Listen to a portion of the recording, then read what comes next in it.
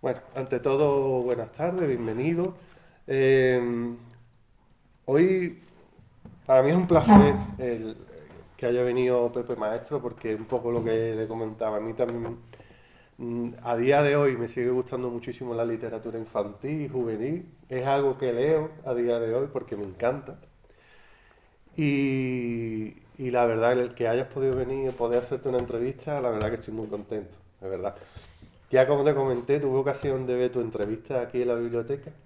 Me encantó, me pareciste un genio, te lo digo totalmente cierto, porque qué pena que no se pudo grabar esa entrevista, porque es que estuvo genio, me encantó.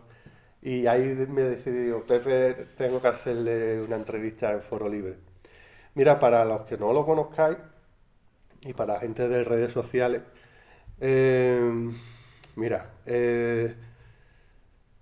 Pepe Maestro Gaditano, nacido bajo la luz en 1964. Puede pasar usted si desea, ¿eh? Ya, Ah, es que me pasa que es la primera vez que en esta sala, discúlpeme. no, no, Y no. estoy escuchando que usted lee. Eh, que tienes más de 50 publicaciones, ¿eh? Has tenido un recorrido como granjero, actor, tirititero, licenciado en Filología Hispánica. Pepe fundó la compañía de títeres Cataplov y desde entonces no ha dejado de defender que la literatura no está para enseñar a lavarse los dientes, sino para soñar y sentir miedo, alegría o rabia. Eso me Eso me gusta. encanta, eso me encanta a mí también. Eh, No Lo saqué de enseñar a una lavarse los entrevista dientes, claro. y te doy la razón. Es un autor que se define con orgullo como cuentista, cosa que también me encanta. Alguien que trata a los niños como adultos y a los adultos como niños, ¿no? Recordándonos que las historias nos acompañan hasta el final de los tiempos. Ya sea transcribiendo las peligrosas recetas de la dragona bárbara o sumergiéndonos en el misterio de la pluma del cuervo blanco, Pepe siempre escribe con sinceridad y que desarma a los lectores más exigentes, ¿no? Entonces yo te quería hacer una pregunta, son preguntas muy sencillitas, muy cercanas, porque a mí me gusta hacerlas así. Mira, naciste en el 64, ¿no? Entonces yo me preguntaba, ¿no? ¿Cómo crees que el mar y la luz de la tierra han moldeado tu forma de mirar el mundo y de inventar historias en Cádiz? Bueno, supongo que uno es hijo de donde nace, de donde vive, la experiencia que tiene. En mi caso, yo no sé la influencia, yo sé que siempre penetra en los libros, ¿no? Ujú. Me salen mucho los espacios gaditanos, o el mar, o también he estado viviendo muchos años en contacto con la naturaleza, en la granja, escuela, entonces aparece mucho, o sea, es un tema recurrente. Supongo que es inevitable, que uno Ujú. escribe de lo que va viviendo, de Ya. donde, cómo le viene la vida, ¿no? Así. Es algo innato, ¿no? Al Sí, fin y al supongo que cabo, sí. ¿no? No, no. Sobre Cádiz en concreto, me quité una espinita con un libro que era porque yo leía mucha literatura infantil, ahora ya los últimos años ha aparecido bastante, ¿no? Pero antes Ujú. no, ¿no? Y no la veía, no veía yo a Cádiz reflejado en la literatura infantil, ¿no? Veía, salía Barcelona o el Retiro de Madrid o Cierto. eso. Entonces yo escribí Balbino y la sirena, Ujú. que es una invasión de sirena en Cádiz. Ah, Y creo que lo traje para aquí, porque es un libro que es muy gaditano, lo suelen leer mucho, lo suelen leer más casi fuera de Cádiz, los ujú, pueblos de alrededor, y lo ujú, aprovechan ujú, para hacer una visita a Cádiz y conocer un poco, porque es un libro que no tiene ningún rigor histórico, ujú. mezcla personajes de diferentes épocas, a Manuel de Falla, a Hércules, a bueno, las teletusas gaditanas, Celestino Muti, y entonces el canto de sirena enloquece a los gaditanos y los gaditanos no saben dónde meterse, ¿no? Se vuelven locos, ¿no? Entonces descubren que la tumba de Falla es el único lugar donde no llega el canto de sirena, ¿no? Y entonces ahí se refugian cada noche, ¿no? Bueno, el libro es un poco disparate, pero es muy divertido. Ujú. Y cuando, y cuando lo lees, pues lo que ves va viendo trocitos de Cádiz que van apareciendo, ¿no? Ya, entonces, cuando me decía que cómo ha influido el mar en Cádiz, bueno, en esta obra es un producto de eso, ¿no? Y ya luego, felizmente, pues han salido muchos libros que temática gaditana, también infantil. Ujú. Eso está bien. que uno escriba donde vive, no siempre. Ajá. Te refieres por otros autores, ¿no? Sí. Sí. Está, bueno, me estaba acordando de lo que te dije antes, que yo para los nombres propios no me Estaba Belén memoria. Pérez Daza, que tiene una Esa, Belén trilogía Pérez Daza es la que clara, te quería decir, que tiene Iván también Cano, una que obra sacó muy... una guía de Cádiz para niños, Sí, o sea, y supongo que muchos más, ¿no? Sí, sí, Habrán sí. salido. Mira, te quería preguntar otra cosa. Antes de ser el escritor que conocemos, ¿no? Fuiste granjero, actor y titiritero, ¿no? ¿Qué queda de aquel Pepe granjero en el autor que se sienta hoy frente al papel? Bueno, vamos a ver, yo siempre he tenido muy presente las historias, ¿no? Yo siempre he sido, yo desde que me conozco pues he contado siempre historias, ¿no? Y La Granja me ayudó mucho porque ahí fue donde empecé yo a contarla con más sentido y cabeza. Del modo más tradicional, en la hoguera, por la noche, ¿no? Se formaba un círculo, entonces era una maravilla contar historias allí. Y luego me fueron llamando profesores que si podía ir al colegio y poco a poco pues me dediqué ya a contar historias fuera. De La Granja, aparte de todos los recuerdos que conservo, yo creo que me ayudó mucho a ser pues, la persona que soy ahora. La cooperativa que fundó La Granja es una gente maravillosa, ¿no? Y fueron unos años hermosísimos que no los veo como pasado, pero también los veo como presente, porque forman parte de mí ahora y sigo manteniendo eso. Por cada pregunta no voy a sacar un libro, pero es que este me lo has puesto también a huevo, como se dice. Como un mago, va sacando... Porque me traes aquí alguno. Alfonsina es la historia de la primera vaca que tuvimos en la Granja Escuela. Se llama Alfonsina porque nos la regaló Alfonso Perales, que era presidente de Diputación, yo no sé, pues Alfonsina, ¿no? Y entonces es una excusa para hablar de la Granja Escuela. Es decir, aunque cuento la vida de una vaca, que era una vaca tremenda, la que tuvimos, pues es una historia muy divertida. Es una historia oral, que yo contaba primero y luego la pasé por escrito, ¿no? Entonces, no sé, aquí, Alfonsina. Sí. Mira. Hazme otra pregunta. Va a ser un mago. Mira, dices que llevas con orgullo la palabra cuentista. Al menos eso estuve leyendo. ¿Por qué crees que a veces nos da miedo usar una palabra tan hermosa, que a mí me la parece, para definir a quién regala historia? Perdón, no, lo he leído mal, perdón. ¿Por qué crees que a veces nos da miedo usar la palabra tan hermosa para definir a quién regala historia? Creo que la he formulado mal. No la entiendo muy bien. No, la he escrito mal. ¿Por qué crees que a veces nos da miedo usar una palabra tan ¿Por qué hermosa se utiliza a veces la palabra para definir como peyorativa? Ah, sí, exactamente, para definir a quién nos regala. Es decir, claro. Sí, sí, hombre, sí, eso de... No sé Ese cómo lo he tiene escrito. mucho cuento, se dice como algo así, ¿no? Eso. Pero bueno, nosotros los que nos dedicamos a contar historias hacemos justamente lo contrario. Las historias son siempre verdad, ¿no? Cuando me dicen, ¿tú lo que cuentas es mentira o es verdad? Digo, mientras lo estoy contando es verdad. Claro. Además siempre les digo a los niños una cosa, las historias son una excusa para sentir, ¿no? Y entonces lo que sientes es real, siempre es real. Entonces, una historia es un alto en el camino, ¿no? Y entonces nos dejamos de ser nosotros mismos para introducirnos en un mundo mágico en ese momento y es algo fabuloso, ¿no? Tiene un inicio, tiene un final, en ese tiempo tú estás protegido, no te olvidas de todos tus problemas, de tus cosas y entonces solamente atiendes a lo que le está sucediendo, ¿no? Pero todo lo que tú sientas, lo que le pasa al protagonista, tú lo vas a ir sintiendo, ¿no? O lo vas a ir, y te vas a poner en el lugar de él. ¿Qué haría yo, no? Así, ¿no? ¿Qué haría yo en el lugar? Que es lo bonito que tienen las historias, ¿no? Y entonces, bueno. Así que los cuentistas somos gente muy seria y muy importante en el mundo, ¿eh? Eso hay que tenerlo en cuenta. Ya está esa frase que el otro día la cité aquí también, ¿no? Es decir, los niños son gente muy seria que no conocen lo imposible, ¿no? Que no conocen lo imposible, claro. Esa frase me encanta. Mira, empezaste contando historias de forma oral mucho antes de publicar, ¿no? ¿Qué extrañas? Nos has estado comentando algo, ¿no? ¿Qué extrañas de esos momentos donde solo contabas con tu voz y la mirada de los Bueno, no lo extraño porque sigo haciéndolo. Claro. O sea, ahora lo que hago es las dos cosas. Por una parte escribo y por otra... El contar historias de viva voz frente a gente es algo inigualable, en el sentido de... Por eso a mí muchas veces no me gusta a mí no me gusta, por ejemplo, que me graben, ¿no? Porque digo, es que luego cuando tú lo veas no vas a sentir lo mismo que cuando uno está en el Ujú. acto, ¿no? Es como una ceremonia así en el que uno nunca cuenta solo, cuenta con el público, se produce una relación muy especial, ¿no? Y es muy bonito. Verla, tienes que estar abierto, no llevar una cosa fija, ¿no? Sino que lo que el público te vaya dando lo vas utilizando en la historia, ¿no? Ujú. Y la verdad es que es algo fascinante contar historias. Estoy contigo, estoy Y que te contigo. escuchen.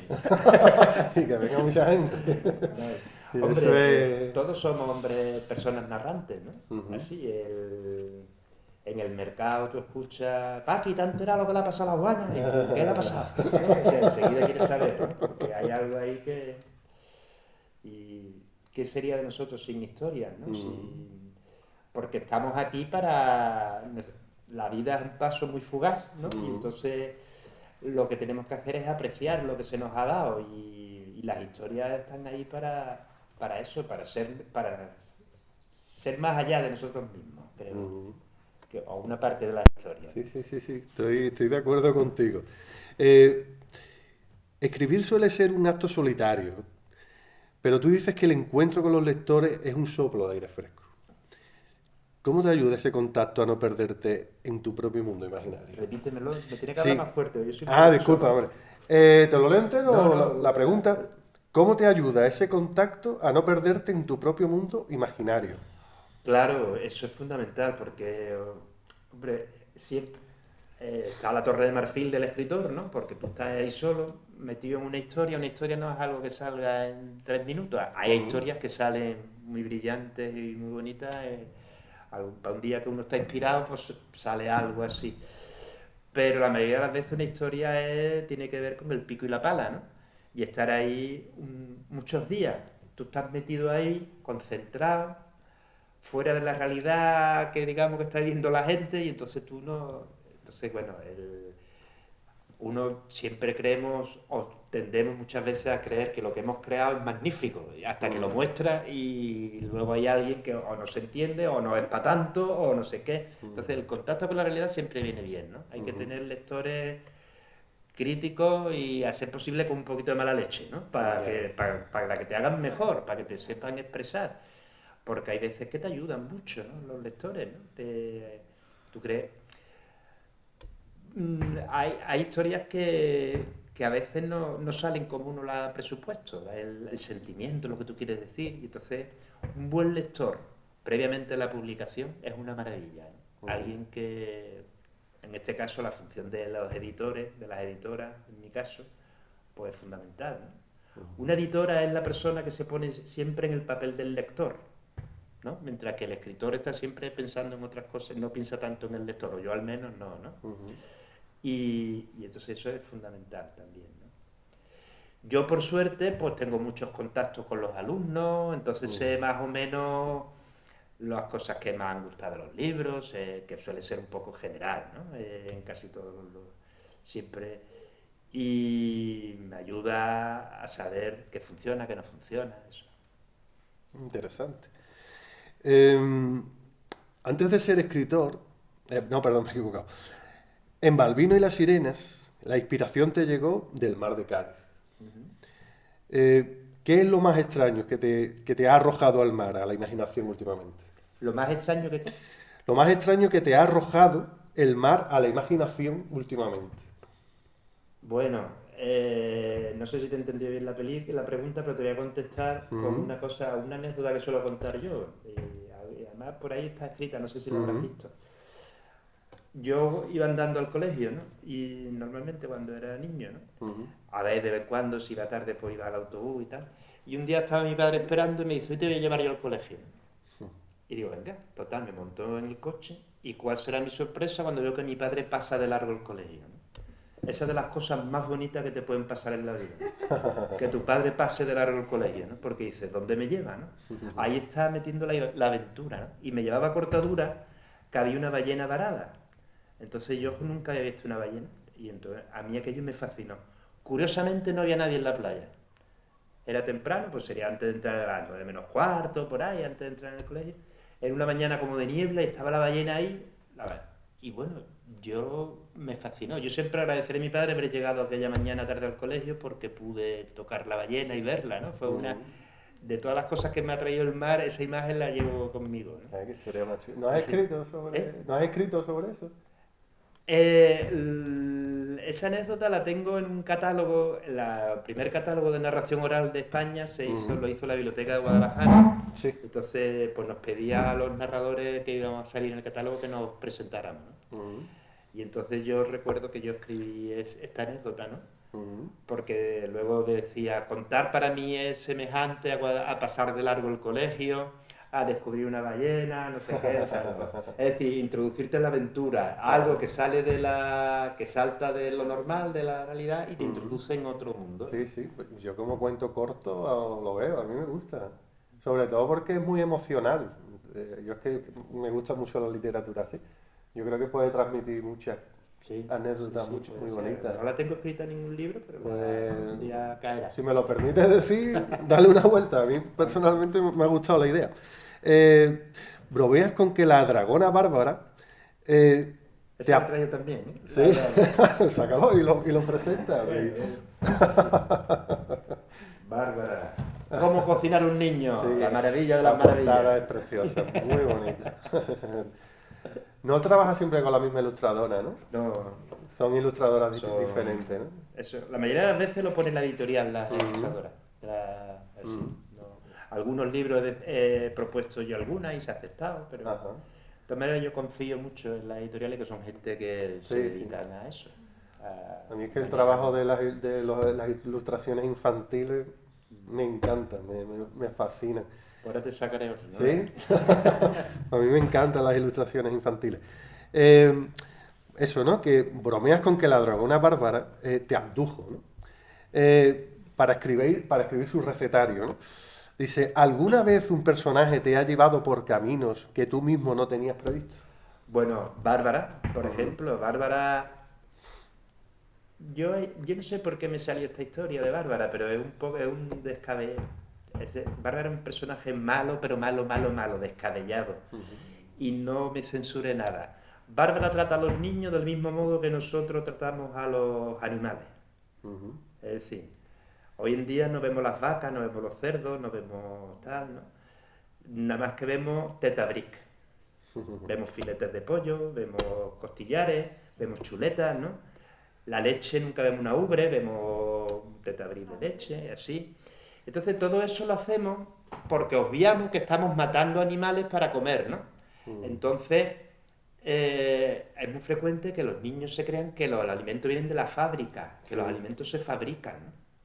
No son seres vivos que mueren para que nosotros podamos alimentarnos, ¿no? Es decir, con todo lo desagrado que tiene eso, ¿no? Y entonces aquí es el maltrato animal. Entonces, ¿cómo cocinar a un niño? Es una dragona que dice que hoy en día los niños no saben ganar. Porque vienen empaquetados, vienen tal, con edulcorantes, y ya hay que recuperar la cocina de antaño, ¿no? Entonces, ¿cómo hacer un criadero de niños? ¿Cómo crearlo? O sea, un disparate total y absoluto, pero el libro es muy divertido. A partir de una edad en que tú ya sepas diferenciar la realidad de la mentira y tal, ¿no? Entonces, y bueno, es un poco nos hace. Yo no lo escribí para hacer reflexionar, pero yo lo escribí como una locura para divertirme, pero un libro que te hace reflexionar sobre cómo tratamos nosotros a eso, ¿no? Sí. También tiene, además el libro, como es un disparate, tiene muchos apéndices, ¿no? El niño como mascota, ¿no? Cómo hacer así, yo qué sé. Hay tipologías de niños, cuáles son mejores para un plato, cuáles son mejores para otro. Porque todos los niños no valen lo mismo, para lo mismo. Que se aconseja tener en un criadero para niños, ¿no? Y entonces dice que está bien meter una maestra porque en las comunidades humanas las maestras entretienen a los niños. Y entonces, bueno, el libro va uno a otro. Qué gracioso. A los adultos les encanta, se lo pasan bien. Y a los jóvenes también les gusta el libro. Qué guay, qué guay. ¿Qué es lo que te hace levantarte cada mañana con ganas de seguir viviendo del cuento, después de más de 50 libros publicados?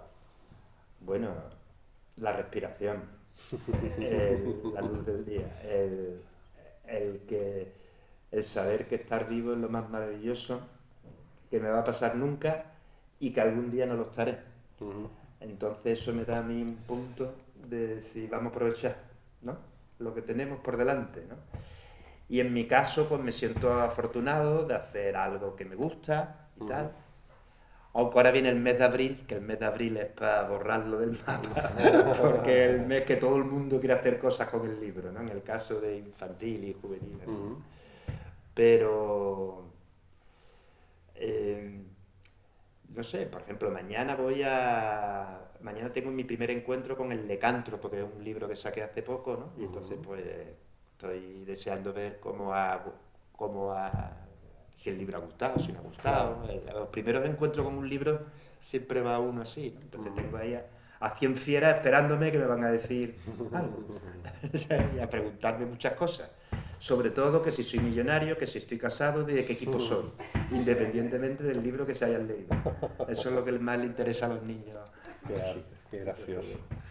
Mira, afirmas que los niños no tienen filtros, ¿no? Y son muy directos. ¿Cuál ha sido, si lo recuerdas, ¿no? ¿Cuál ha sido el comentario más sincero y sorprendente que te ha hecho un pequeño lector al terminar una sesión? Bueno, me han dicho cosas muy hermosas y cosas también sorprendentes, ¿no? O sea, desde decirme un niño que yo me gustaría que tú fueras mi hermano, ¿no? Sí, mi hermano mayor, ¿no? Así es una manera como decirte, ni siquiera tu padre, sino mi hermano mayor, ¿no? Una manera como que he conectado con el niño, ¿no? Pero me recuerdo una vez en el año Lorca, del aniversario de Lorca, la Junta de Andalucía tiene un programa que era Lorca con ellos, ¿no? Entonces era Lorca, Lorca, Lorca, Lorca, Lorca, Lorca. Ese año no había Gloria Fuerte, no había Juan Ramón Jiménez, era Lorca, Lorca, Lorca, Lorca, ¿no? Claro, estaban los niños bombardeados con Lorca y de repente llego yo un día y dice, ha venido el autor a clase y dice un niño, ¿tú eres Lorca? Digo, yo soy su hermano, Lorca, Federico no ha podido, pero te envía recuerdo, ¿no? Qué arte, qué arte, qué bueno. Cosas como esas pasan un día una tras otra. Sí, sí, sí. No, niños que son un puntazo. Mira, dice que tratas a los niños como adultos, que esto me encantó, y a los adultos como niños. ¿Por qué crees que los mayores nos cuesta tanto soltar nuestros filtros y volver a jugar? Bueno, supongo que es inevitable, porque por el tema de la responsabilidad. Crecer a veces consiste en coger responsabilidades y la responsabilidad llega un momento en que son como una telaraña. Llega un momento en que ya con la responsabilidad no podemos, es lo que nos hace. Y de ahí viene la preocupación. Y de la preocupación viene el preocuparte, lo cual muchas veces no te ocupas porque estás preocupado y al final las ganas de jugar se pierden, ¿no? Entonces, eso no sé, eso sigue así, las ganas de jugar las seguimos teniendo, lo que pasa es que las tenemos sepultadas, ¿no? Vale. Entonces, no sé, habría que, a los niños, yo más que tratarlos como adultos, lo que me gusta es no aniñarlos más de lo que un niño, o sea, un niño admite hablar de todo siempre y cuando se trate a su cierto nivel, ¿no? Pero que hay una literatura infantil que es muy aniñada, que considera al niño como si tuviera una disminución de algo, no sé, con mucho diminutivo, ¿no? Así, Estoy contigo, estoy con contigo. muchos pastelitos rosa, con mucho... Ahora hay un exceso de unicornio, ¿no? Así, por ejemplo, que está muy bien, a mí me encanta la fantasía, ¿no? No sé, muchas veces se nos olvida que los niños entre todos son personas, supongo. Sí, sí, sí, sí, estoy muy de acuerdo contigo. Eh, para ti, ¿no? La literatura infantil es para soñar y sentir. No para enseñar a lavarse los dientes, ¿no? Como ya... Eh, ¿Qué es lo que más te divierte de desobedecer una visión didáctica de los libros? Bueno, pues un poco ahí, sobre todo las ganas de jugar, ¿no? O sea, yo hay momentos en que me lo paso muy bien escribiendo, cuando las cosas funcionan, cuando veo... Antes de eso tengo que hacerme una especie de catarsis, porque muchas veces escribir no es... Hay que ponerse en modo escritor, que siempre no está uno en modo, ¿no? En ese modo. Pero me resulta muy, muy grato darle libertad a la imaginación, hasta que llega un momento en que los personajes cobran vida en la historia y ya ellos son los que te dirigen, ¿no? Eso me gusta, ¿no? Las veces que he pretendido hacer algo didáctico, no me sale, o se me nota, ¿no? No hay cosa peor que una moraleja, ¿no? Así que, o saber que todo esto que te estoy contando en realidad no sirve para nada. Lo que quiero es la moraleja, ¿no? Entonces eso no nos gusta, no nos gusta a nosotros los adultos. Yo creo que a los niños les pasa como a los adultos. A nosotros no nos gusta que si empezamos a leer un libro lleno de moraleja hoy en día, pues no funciona, ¿no? Yo no sé si alguna vez te han comparado con algún escritor. Que si me han comparado con algún Sí. escritor. Pues a mí me recuerda mucho a Roald Dahl. Roald Dahl, hombre, eso. Con los, permítamelo decir, Sí. los disparates, ¿no? Hombre, Locura, uno también. Claro, Roald Dahl. Por ejemplo, no, hombre, yo leí mucho a Gianni Rodari, algunas historias mías son muy rodarianas, ¿no? Así, porque es un escritor que siempre me gustó mucho, ¿no? Ahora Nunca me han no lo comparado ubico. con él, pero podéis empezar a compararme ya con él cuando queráis. ¿Qué escribió? No, ahora no lo ubico a ese autor. ¿No conoces a Gianni Ahora Rodari? mismo no me suena. Uy, pues Gianni Rodari, apúntatelo porque Sí. escribió además una gramática de la fantasía, el arte de inventar historias, ¿no? Que da mecanismo para inventarse historias, ¿no? Pero tiene libros muy buenos, o sea, cuentos por teléfono, cuentos para jugar, no sé, él solía escribir historias breves más que largas y son siempre la imaginación al poder. Y son historias donde defiende siempre de parte de los niños frente al adulto, ¿no? Ten en cuenta que el niño le queremos meter un montón de cosas, ¿no? El niño, Sí, cogemos cada su vez cerebro, más, lo ¿verdad? abrimos y empezamos a meter ahí cosas, día tras día, queramos o no queramos, lo hacemos, ¿no? Y entonces, eso, él va perdiendo cosas, ¿no? Va perdiendo frescura poquito a poco conforme va creciendo, porque se trata de eso, se trata de que obedezca para que sea un ser social, ¿no? Y en una sociedad determinada que estamos creando, ¿no? Entonces se nos olvida que, no sé, que el niño fundamentalmente quiere jugar, Claro.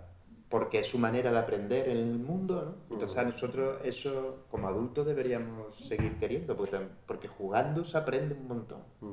Aprende de las relaciones humanas, aprende a servir a los demás, aprende a cooperar, aprende un montón de cosas jugando. Entonces, una literatura basada en el juego está muy bien también. Sobre todo, que una de las cosas ¿para qué sirve leer? Una de las cosas fundamentales sea para pasarlo bien, para pasar un buen rato, que no sea algo tedioso, porque leer es muy complicado.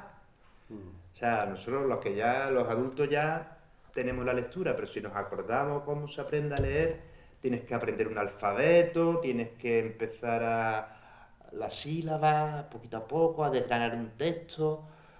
La imaginación no puede con eso hasta que no coge un camino.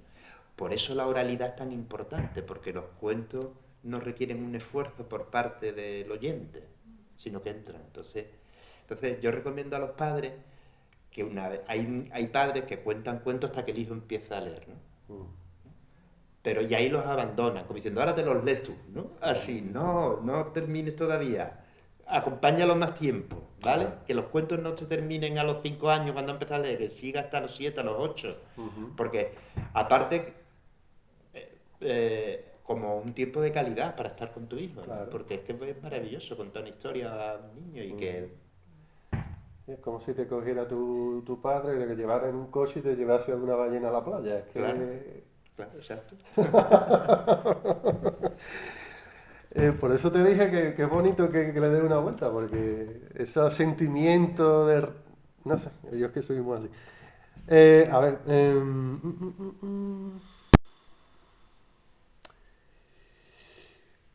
Es que estoy discúlpame. Vamos a ver. Defiendes que el humor y el miedo son los grandes temas, ¿no? ¿De qué se ríe Pepe cuando nadie lo ve? ¿Y qué es lo que todavía le da un poquito de miedo? Ojo. Bueno, miedo, un poquito de miedo, supongo que lo inevitable, pues dará un poquito de miedo. ¿Y de qué me río yo cuando estoy solo? De mí mismo. Es de lo que más me río, así de... O sea, yo a veces no me tomo en serio, así, que me sirve también para desmitificarme un poco cuando si se me sube el ego a la cabeza, porque los escritores tenemos una egoteca que no vea cómo es, ¿no? Así, porque te crees que porque te publiquen eres alguien más, y entonces no, hay... Eso también la gente que te rodea, también está bien que te pongas, si ven que se te sube, y dices, ¿dónde vas? Hay que recoger la ropa. Qué bueno. Has dicho que escribir es una necesidad de expresión. ¿Hay algo que solo seas capaz de decir a través de un cuento y que no te atreverías a decir en una conversación normal? Muchas cosas, sí. Hay cosas que el cuento es el vehículo perfecto, ¿no? Así. Estoy acordando, me ha venido el Medio Miguel, que es un cuento precioso, si quieres te lo cuento, porque es un cuento breve y que ahora saldrá publicado, espero, después de 8 años. Es una historia que yo suelo contar mucho, pero es muy bonita. Sí, hombre. Dice que a Miguel lo partió un rayo un 6 de septiembre. No fue un mal rayo, sino más bien un rayo despistado, que en vez de partir una torre, una roca, un rayo, pues partió a Miguel. Y cuando Miguel se vio así en dos mitades, se sintió confuso y sin saber qué hacer. Medio Miguel estaba temeroso de que cayese otro rayo y quería regresar a casa y refugiarse, ¿no? Pero el otro medio se alegraba de estar vivo y quería seguir recorriendo el mundo. Como las dos mitades eran ahora independientes, pues Medio Miguel cogió el camino de la izquierda y el otro medio el de la derecha. A partir de aquel día, Medio Miguel se acostaba todas las noches bajo el abrigo de una manta.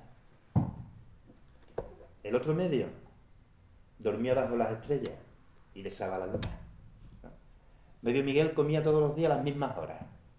El otro medio comía a intervalos según lo ofreciese la jornada. Medio Miguel soñaba con ser famoso, escribir un libro, inventar algo. El otro medio soñaba con escalar una montaña, explorar una jungla, descubrir una isla, ¿no? Medio Miguel quería tener una casa y una familia. El otro medio, que el mundo entero fuese su casa y ser hermano de todos, ¿no? Medio Miguel soñaba con echar raíces. El otro medio soñaba con volar. Medio Miguel se sentía seguro. El otro medio se sentía libre. Sea como fuere, al final de cada jornada, el mismo pensamiento acudía a las dos mitades. Ambos se preguntaban, ¿cómo le irá al otro Miguel? Y soñaban con el día del reencuentro, con las palabras y abrazos que se entregarían. Y luego las dos mitades escribían, Medio Miguel con un lápiz en un cuaderno, el otro medio con un dedo sobre la arena. La misma frase. Te echo de menos. Chulada. Esas son las cosas que me gustan de Pepe, si me lo permites decir. Sí, está muy, muy bonito. ¿Cuál es ese libro tuyo o ajeno que te permitió vivir otras vidas, ¿no? En un momento que necesitabas salir un poco de la tuya? Bueno, hay muchos libros que me han permitido eso, ¿no? Así, recuerdo que en la adolescencia, que es una etapa así como un poco donde uno se busca a sí mismo, ¿no? Pues uno tuvo la suerte de encontrar una serie de libros que me despertaron la vocación, también me hicieron reflexionar, ¿no? Pero no uno, sino fueron muchos. Recuerdo a Momo, ¿no? De Michael Ende. Michael Ende me encanta. Momo. Recuerdo El lobo estepario. Recuerdo, yo que sé, muchos libros que estaban ahí como para que tú dieras un paso más adelante. Y supongo que esa... Hombre, a mí me encantaría ser capaz de escribir un libro de esos, ¿no? Pero esos sí libros son muy valiosos, eso es difícil de conseguir. Libros que te ayuden a dar un paso más en la vida, que te descubran cosas de ti mismo, eso es lo mejor que te puede pasar. O sea, venga a través de un libro o venga a través de otro, ¿no? Porque, o de otra cosa, porque lo que queremos es descubrirnos a nosotros mismos, en verdad. No, que estaba pensando, me vaya a disculpar. Un poco a través de esta pregunta y a lo que han contestado Pepe, yo, por ejemplo, si tuviese que elegir un libro que me marcó de esa manera, y me da curiosidad por saber también los vuestros. A mí, por ejemplo, me encanta Michael Ende. La historia interminable, confieso que me encanta ese libro, ¿no? Y, y os propongo que podáis decir un poco también cuál es el libro de vuestra infancia que os marcó. No sé, a mí me parece interesante. Tú lo puedes recordar, Antonio, por ejemplo? ¿Algún libro que tú leyeses de niño que te Mira, marcase? lo que he Mm, notado aquí en la biblioteca es mm, los tebeos. Sí, a mí me pasa mm. igual, ¿eh? Los te veo. Los tebeos. Sí, porque un Luego, libro perdona, sí recuerdo, escribí una vez un libro de lecturas Mm, que me encargó la editorial del Vive, que era un libro con el libro en el que iban a empezar a leer los niños, ¿no? ujú, Entonces, para mí eso me suponía un reto porque era como mucha responsabilidad, ¿no? Así. ujú, Porque recuerdo mi primer libro de lectura, que era, no sé si lo acordáis en el colegio con el libro, cómo se quedaban reflejadas las imágenes, Sí, sí. como las ilustraciones que tenían, ¿no? Es una cosa muy poderosa, muy potente. mm. Y debo reconocer que salió un libro muy bonito, el pequeño no es, salió un libro El muy pequeño potente. no es. Pero ¿me estás hablando que es un libro actual? Sí, ¿O un libro es un libro actual. actual, no? Sí, Disculpa, bueno, ya vale, no sé si perdón. seguirá en el mercado o no, porque estas cosas las van cambiando, los libros de lectura los van Mm, cambiando cada X años, pero hasta muchos años, y era un libro lo magnífico. buscaré para echarle un vistazo. ¿Y tú sabes, tú A tienes mí, en tu a mí memoria siempre los tebeos también me han los gustado tebeos mucho. Yo también? empecé con tebeos y Los tebeos. luego los libros de lo que ha dicho antes el escritor, Mm, que son los que veíamos en el colegio. ujú. Los Bueno, de Senda, los de Senda y todo eso. las editoriales del Duende Verde, Barco. Para mí eso es libro. Yo no sé por qué, pero a mí me conectaban con el autor. Y de chico me llamaba mucho la atención el poder de la imaginación de un autor para poder escribir esas cosas. Sí. Eso me encantaba a mí de niño. Sin camino. Sin enseñar. Cuando fuimos a la Universidad de Valladolid, sin camino. Ujú. Pero Pero me estoy quedando con él porque tiene sonrisa fácil. Y es importante. Quédate con los niños. no, nos quedan 4 preguntas, Pepe. ¿Vale? Mira, en este mundo de pantallas y redes sociales, mm, ¿por qué estás tan seguro de que las historias nos acompañarán hasta el final de los tiempos? Bueno, es que son inevitables, es que somos, las necesitamos. La vida es una metáfora. Entonces, mientras que el ser humano se llega preguntando de dónde voy, dónde vengo, qué soy, y eso, eh, seguirán surgiendo las historias. Y ahora ya se está planteando la regresión un poco de la pantalla, sobre todo en la escuela, ¿no? Porque es normal, no se puede uno inmiscuir en una pantalla y pues están sucediendo cosas tristes, ¿no? De ver a los jóvenes, sobre todo, que empiezan con móviles muy pronto y van al colegio por la mañana y parecen una cosa futurista, ¿no? De la esclavitud o así, todo el mundo mirando el móvil, la pantalla, nadie mira ahora la primavera naciente o al compañero de al lado charlando o con lo que sea, ¿no? Sino que todo tiene que venir a través de la red, ¿no? Y del móvil. Y entonces, eso yo no sé el daño que va a causar. Que nos ha causado, sí lo sé, ¿no? Porque sé que la atención, ¡pum!, se nos está yendo, ¿no?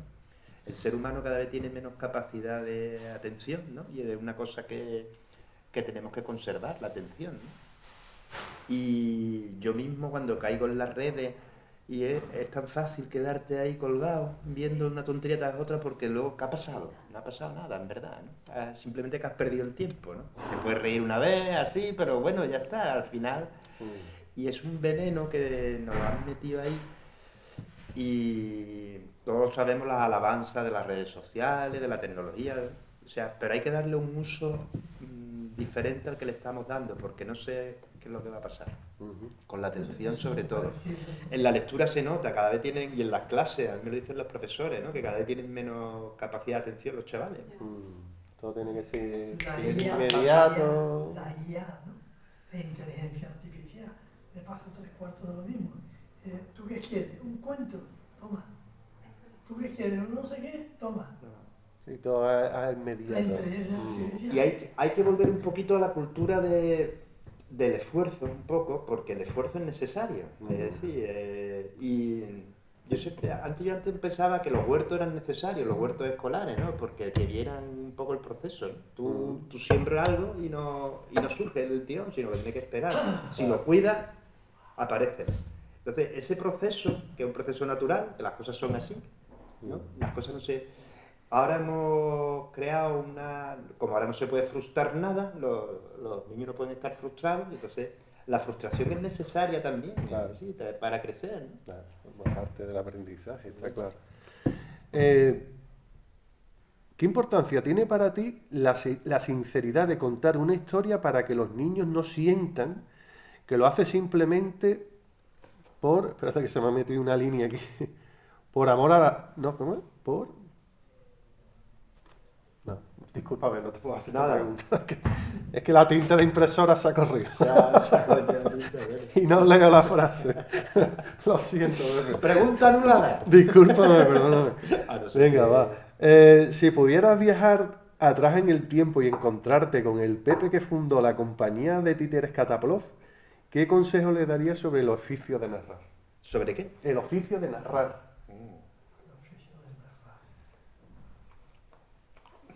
¿Qué pregunta ahí? Yo no sé, ¿qué cosa le diría al Pepe? Sí, el Pepe, ese Pepe está todavía presente, sí. Fue una etapa muy bonita, eso de ir por las plazas, montar el teatro, la conexión que tienen los niños con las marionetas, ¿no? A mí me encantaba contar una historia así. Le diría que siguiera, que no lo abandonase, que le diría que iba por el buen camino, que yo me he dedicado a contar historias en diferentes formatos, a través del teatro, a través de contar cuentos, a través de los títeres, a través de los libros, ¿no? Entonces, que no dejase nunca de contar historias, le diría, que siguiera para adelante, ¿no? Así. ¿Y qué nos podrías contar de tu compañía todavía de títeres para que la gente... Bueno, lo ya conozca? la compañía esa compañía era con Luis Neila, que era de la Granja, y entonces él fabricaba marionetas recicladas maravillosas, ¿no? Qué bueno. Entonces yo solía hacer los guiones y las marionetas. Y bueno, ya la compañía se acabó, o sea, ya no siguió, ¿no? Porque bueno, yo cogí otro camino, él también es mago, se dedicó a la magia un poco, y entonces no sé si él de vez en cuando ha seguido haciendo algo con otra gente, pero yo aparte me dediqué luego hice una obra de teatro con Ramón Bocanegra y Manuel Garrido, se llamaba La Miel, un poemario, una cosa preciosa, una obra de teatro muy bonita. Pero lo que más hago es contar cuentos de viva voz, así sin... Este viernes en Puerto Real hago una sesión para adultos que se llama Coito Ergo Sum, y entonces cuento como varios coitos, porque me he dado cuenta que me llegaron a mí, me aprendí varios coitos literarios, asesoras potentes, y entonces los cuento y es muy bonito y divertido, Qué guay. porque algunos son muy poéticos, otros son sorprendentes, otros son... Sí. Estaré Y entonces atento. cuento en el Club de Sartes a las 9 de la noche. ¿Qué día has dicho? Disculpa. ¿Eh? ¿Qué día? El viernes, este viernes. Ah, este viernes. Este viernes. En Puerto El viernes Real. de Dolores. En Puerto Real. En Puerto Real. Ah, Lo tengo en cuenta. Y ya con esto acabamos ya, Pepe. Después de tantos encuentros y viajes, ¿qué es lo que te hace sentir que, a pesar de todo, el relevo generacional de lectores está garantizado? Bueno, a escritores hay a punta pala. Ya. Es decir, a lo que van a faltar van a ser lectores, ¿no? Porque escritores hay cada vez más. Ahora, quien no escribe un libro no es nadie, ¿no? No, pero yo creo que siempre es un poco relacionado con la historia, ¿no? Siempre habrá detrás de hace mucho tiempo o eres una vez, hay un oído que se presta ahí a escuchar, ¿no? Así. Y mira, aprovecho, porque hace tiempo que no saco un libro. Esta semana es que han salido dos, entonces quería mostrarlo. Uno es el de El primer invierno de Ulrica y Oso, que es una Ajá, historia... sí. Este es el que he visto yo que tienes. Este es muy bonito. Ujú. Así cuenta hay una historia de amistad entre una niña y un oso. Además me hace mucha ilusión porque la han ilustrado con lápiz de colores. Hace mucho Sí, tiempo que no me he está ilustrado. muy bonito. Está Y un muy álbum chulo. ilustrado que ganó el premio Lazarillo de ilustración que se llama Tres eran tres, Ah, mira, este no lo había visto. que es una historia muy curiosa, muy bonita. Es un álbum Ajá. ilustrado así, que cuenta la historia de, pues, es una historia de juegos de tres murciélagos. Hay que leerlo despacio y poquito a poco. Qué guay, así, los dibujos muy chulos. con Nerea Pérez, que es la ilustradora, Ajá. y bueno, Sí, esta es otra chica, esta es catalana, Verónica Fábregas. sí. Están muy bonitas las ilustraciones, ¿verdad? A mí me encantan. Bueno, no sé si queréis hacerle una pregunta a Pepe. Nada, todo bien, todo correcto. Muchas gracias por Nada, el placer ha sido nuestro. escuchar. Nosotros siempre entregamos este pequeño diplomita. Hombre. Vale, un aplauso a Pepe, gracias por haber venido y por haber intervenido aquí con nosotros, ¿verdad? Que Muy bien.